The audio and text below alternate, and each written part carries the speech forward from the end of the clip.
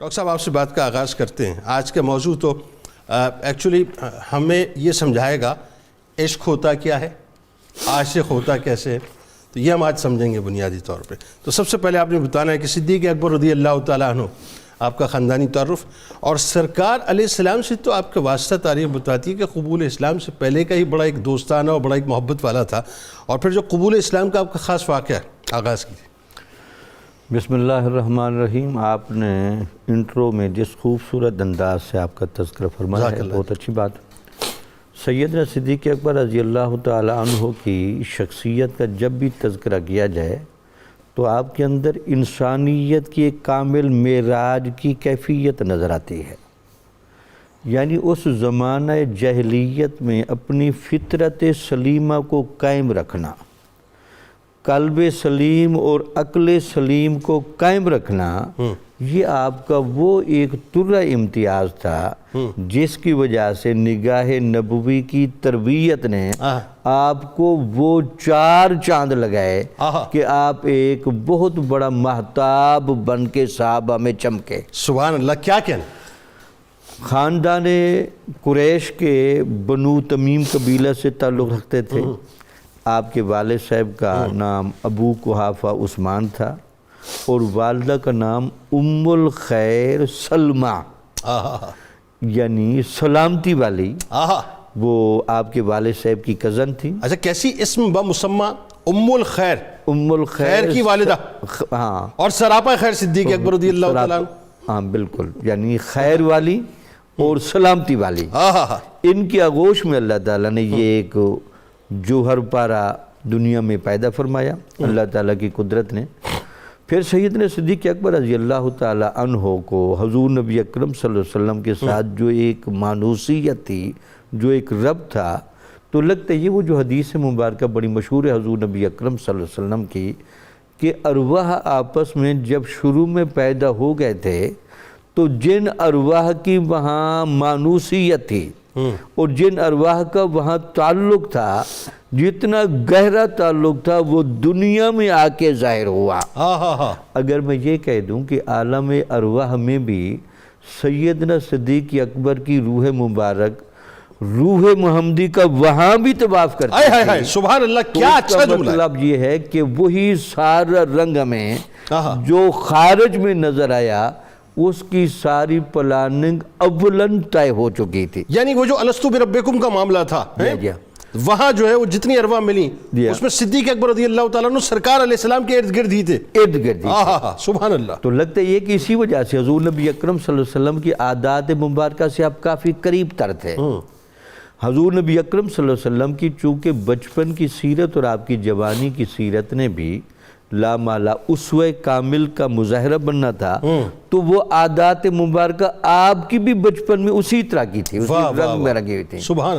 کوئی کھیل کود نہیں، کوئی طبیعت میں ہوچھا پن نہیں، کوئی فضول گوئی نہیں، یہ بچوں کی طرح وہ اس طرح کا ماحول نہیں، بلکہ ہمیشہ سنجیدگی، متانت، گہرائی، وقار، یہ شروع سے ہی معلوم ہوتے تھے. حتیٰ کہ حضور نبی اکرم صلی اللہ علیہ وسلم نے جس طرح صادق و امین کا لقب اپنی شان کے مطابق کفار سے لیا، ویسے سیدنا صدیق اکبر آپ کی مطابعت میں ان سب کے مالوف قرار پاتے تھے. یعنی سارے قریش آپ سے بھی محبت کرتے تھے. سب سے مشکل معاملہ ہوتا ہے دیت کا مسئلہ، جہاں قتل کے بعد چیزیں طے ہوتی تھیں، یہ سارے قریش سیدنا صدیق اکبر سے فیصلے کرواتے تھے. اور سیدنا صدیق اکبر کسی معاملے کی ذمہ داری لے لیں، کسی کی ضمانت دے دیں، تو سارے قریش اس پر اتفاق کرتے تھے کہ اگر حضرت ابوبکر صدیق اس کی ضمانت دیں تو ہم اس کو ماننے کے لیے تیار. یعنی قریش والے ان کو مین آف ورڈز کہتے تھے بنیادی طور. اچھا یہ بتائیے اب اس میں عبد الکعبہ آپ کو کہا جاتا تھا. عبد الکعبہ یہ کیوں کہا جاتا تھا؟ عبد الکعبہ اس وجہ سے کہا جاتا تھا کہ آپ کو کعبہ معظمہ کے ساتھ بہت شدید محبت تھی، اور آپ کعبہ کا بھی اسی طرح ابراہیمی مذہب کے مطابق طواف بھی کرتے تھے، اور اس طواف میں بھی کوئی جاہلانہ رسم آپ سے ثابت نہیں. آپ اسی طرح مکمل لباس کے ساتھ آ کے طواف کرتے تھے. اس کے علاوہ آپ کا نام عبداللہ بھی کتابوں میں لکھا ہے، اور بعض میں ہے کہ حضور نبی اکرم صلی اللہ علیہ وسلم نے آپ کی طبیعت کی وہ عبادت کی جو کیفیت ہے اس کو دیکھ کر آپ کا نام عبداللہ عبداللہ یعنی عبد الکعبہ کو عبداللہ بنا دیا. عبداللہ بنا. ہاں. پھر آپ کا جو قبول اسلام کا واقعہ ہے وہ بھی بڑا عجیب ہے.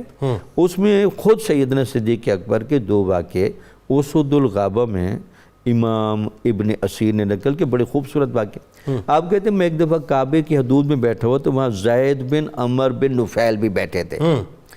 وہاں آ کر امیہ بن ابی سلط نے زید سے پوچھا کہ آپ جس نئے نبی کی تلاش میں ہیں اور آپ شعر الاپتے رہتے ہیں، آپ اس میں کامیاب ہو گئے یا نہیں؟ تو سیدنا صدیق اکبر کہتے ہیں کہ یہ میرے لیے بڑی اجنبی بات تھی کہ نبی بھی ہوتے ہیں اور پھر نبی آتے بھی ہیں اور ایک روحانی سلسلہ بھی چلتا ہے. اگرچہ دین ابراہیمی کی پابندی کی وجہ سے کچھ نہ کچھ باتیں تو یاد تھیں. تو آپ کہتے ہیں میں پھر ورقہ بن نوفل کو جا کے ملا اور میں نے ان سے پوچھا جی نبی کیا ہوتا ہے؟ تو انہوں نے نبی بنیادی طور پر وہ بندہ ہوتا ہے جو اللہ تعالیٰ سے پیغام لے کر انسانوں تک پہنچاتا ہے. پھر ان کا وہ کہاں سے آئیں گے؟ انہوں نے کہا انہی عرب کے اعلیٰ خاندانوں میں سے آئیں گے. تو سیدنا صدیق اکبر تلاش میں رہتے تھے کہ اگر اس نبی کا مجھے عہد مل گیا، وہ زمانہ ملا تو میں ضرور ایمان لے آؤں گا. وہ فطرت چل پڑی. پھر بیان کرتے ہیں کہ یمن کے بادشاہ کہ ایک قبیلہ ازد کا کوئی ایک بہت آدمی تھا، آپ تجارت کے لیے وہاں گئے ہوئے تھے. تو اس نے جب آپ کی پیشانی کو دیکھا اس نے کہا جی آپ رات میرے پاس ٹھہرے. اس نے پوری آپ سے بحث مباحث، حرم سے آئے ہیں؟ آپ نے کہا قریش سے ہیں. اس نے کہا بنو تمیم سے ہیں. اس نے کہا ہاں. آپ نے کہا یار آپ کے جسم پر ناف کے اوپر ایک کالے تل کا نشان ہے، اگر آپ مجھے وہ دکھا دے تو میں آپ کو بشارت دوں گا. اس نے کہا جی میں وہ دکھانے کے لیے تیار ہوں، پہلے بشارت بنائیں. اس نے کہا وہ جو آخری نبی آئے گا نا آپ اس کے بہت گہرے یار ہوں. اللہ بس اسی بات کو آگے بڑھاتے ہیں. وہ تیل دکھایا تو اس کے بعد آپ کہتے ہیں اسی سفر سے جب واپس آئے تو سارے مکہ والے سیدنا صدیق اکبر کا انتظار کر رہے تھے. پھر آپ کے جو گہرے دوست ہیں انہوں نے ایک عجیب و غریب دعویٰ کر دیا، ہمیں سمجھ نہیں آ رہی یہ کیا بات ہے. انہوں نے کہا جی میں ان کو شروع سے جانتا ہوں، وہ صادق و امین ہیں، کوئی معاملہ صحیح ہے. تو سیدنا صدیق اکبر رات کے وقت حضور نبی اکرم صلی اللہ علیہ وسلم کے گھر گئے، دروازہ ناک کیا. آپ جب تشریف لائے تو انہوں نے صرف اتنا پوچھا کہ میں نے سنا کہ آپ نے نبوت کا دعویٰ کیا ہے. تو آپ نے کہا ہاں میں اللہ کا نبی ہوں. تو حضور نے خود بھی فرمایا کہ جتنے لوگ مجھ پر ایمان لائے سب نے توقف کیا، لیکن سیدنا صدیق اکبر نے بغیر توقف کے ایمان کو قبول کیا. کیا کہنے، کیا اچھی تمہیز ہے، کیا اچھی تمہیز ہے.